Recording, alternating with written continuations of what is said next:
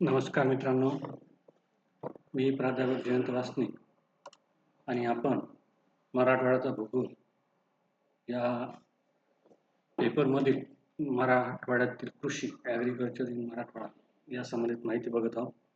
कालच्या लेक्चरमध्ये आपण जमिनीचा वापर म्हणजे लँड यूज इन मराठवाडा या पॉईंटचा अभ्यास करायला सुरुवात केली होती. काल आपण या ठिकाणी मराठवाड्यातील अभ्यास करताना या ठिकाणी म्हणजे जंगलाखाली भाग किती आहे, पडीत जमीन किती आहे पुऱ्या मराठवाड्यामध्ये, आणि त्यानंतर लागवडीखाली क्षेत्र किती आहे, आणि बिगर जमिनीखालील म्हणजे बिगर म्हणजे आपण अशी जमीन ज्या ठिकाणी आपण शेती करू शकत नाही, शेती अयोग्य जमीन, या सगळ्या पॉईंटचा काल आपण अभ्यास केला. आज आपण याच पॉईंट कंटिन्यू करत आहोत आणि कंटिन्यू करताना आपण या ठिकाणी आज जो आहे, आज आपण काल आपण 2024-25 या कालावधीमध्ये कशा प्रकारे या आपल्या मराठवाडा विभागामध्ये जमिनीचा वापर कशा प्रकारे केला गेलेला आहे याच्या संबंधित माहिती बघितली.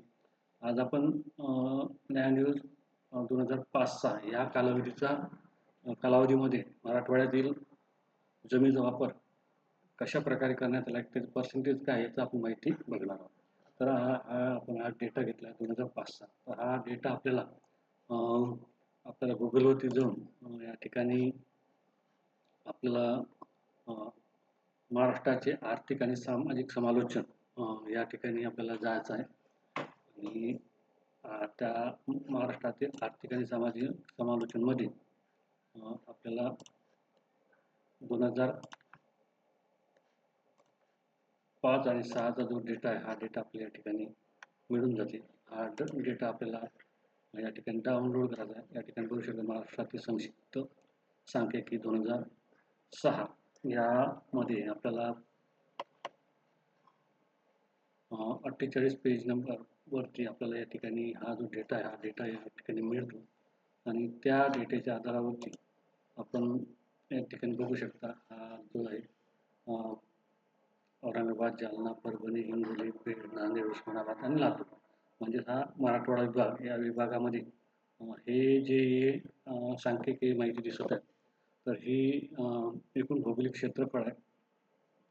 त्यानंतर हा जो दुसरा चौथ्या क्रमांकाचा, म्हणजे पहिला, दुसरा, तिसरा आणि चौथा या क्रमांकामध्ये आपल्याला लागवडी लायक क्षेत्र याची माहिती आपल्याला लागवडी लायक क्षेत्र याची माहिती मिळते. चौथा कसलेली निवड नेट झोन एरिया, म्हणजे कसलेली निवड क्षेत्र याची माहिती भेटते. आणि लागवड केलेले एकूण क्षेत्र ग्रॉस क्रॉप एरिया याची माहिती आपल्याला मिळते. या आधारावरती आपण या ठिकाणी आपला जो अभ्यास क्षेत्र आहे, त्या अभ्यास क्षेत्रासाठी हा एकूण डेटा आपण घेतला. त्याला कॅल्क्युलेशन केल्यानंतर आपल्याला असं लक्षात येते की या ठिकाणी हा जो एकूण एरिया आहे, या एकूण एरियापैकी या ठिकाणी आपण बघू शकता 70.76% हा लागवडीखालील एरिया आहे. त्यानंतर आपण बघतो की हा या ठिकाणी पडीत जे क्षेत्र आहे, ते यामध्ये 17.26% हा पडीत क्षेत्र असे दिसते. त्यानंतर हा जो फॉरेस्ट एरिया आहे 12.29% आणि इतर. अशा प्रकारे हा आपल्याला काही भाग डेटा हा या ठिकाणी 2005-6चा डेटा आपल्याला मिळतो. आणि या डेटाच्या आधारावरती आपण या ठिकाणी चार्टमध्ये जाऊन या चार्टच्या आधारावरती हा डायग्राम घेऊन या ठिकाणी आपण आपला जो अभ्यास क्षेत्र आहे, या अभ्यास क्षेत्रामध्ये लँड यूज लँड कव्हर हा डेटा आपण माहिती या ठिकाणी हे जे ग्राफ आहे, हा ग्राफ आपण या ठिकाणी काढू शकतो. तर अशा प्रकारे आपण बघितलं की या सगळं अभ्यास क्षेत्रामध्ये कल्टिवेटेड लँड म्हणजे लागवडीचं क्षेत्र, पडीत जमीन, फॉरेस्टमध्ये या सगळं बॅरन एरिया म्हणजे जे शेती करण्या अयोग्य जमीन आहे, याचा सुद्धा यामध्ये फॉरेस्ट एरियामध्ये आपण समाविष्ट केलेला आहे. तर अशा प्रकारे या ठिकाणी 70%पेक्षा जास्त 2005-6ला जमीन ही लागवडीखाली होती. आपण बघू शकता. त्यानंतर फळीत जमीन क्षेत्र हे 17.26 होतं आणि 12.39 ज्यामध्ये त्यामध्ये फॉरेस्ट जंगल व्याप्त क्षेत्र, झाडं झुडपं वगैरे आणि एक ज्या शेती अयोग्य जमीन याचा सगळ्यांचा समावेश या ठिकाणी होतो. अशा प्रकारे हा पॉईंट आपण या ठिकाणी अभ्यास केला. त्याचप्रमाणे आपण जर या ठिकाणी बघितलं तर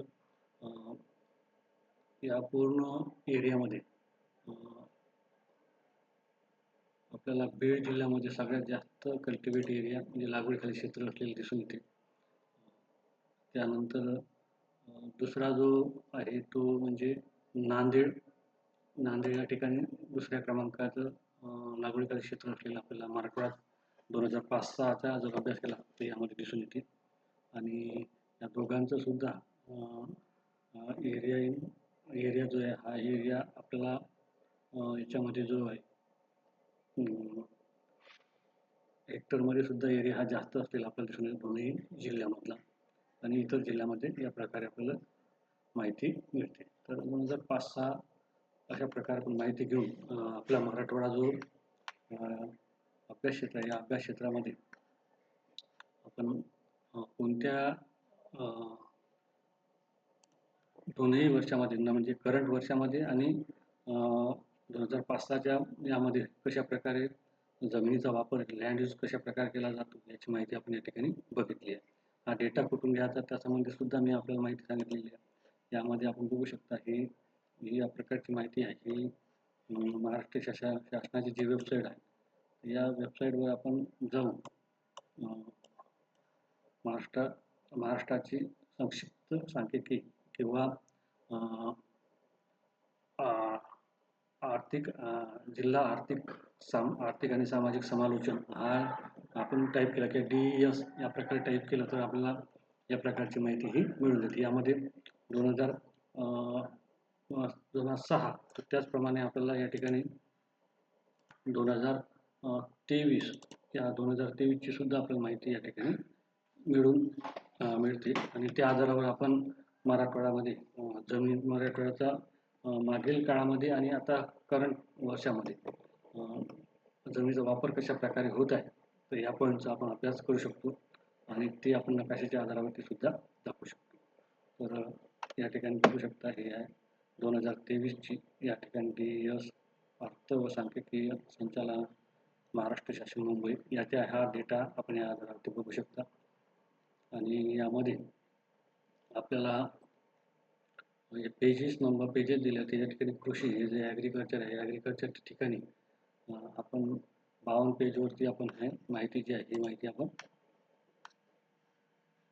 बघू शकतो.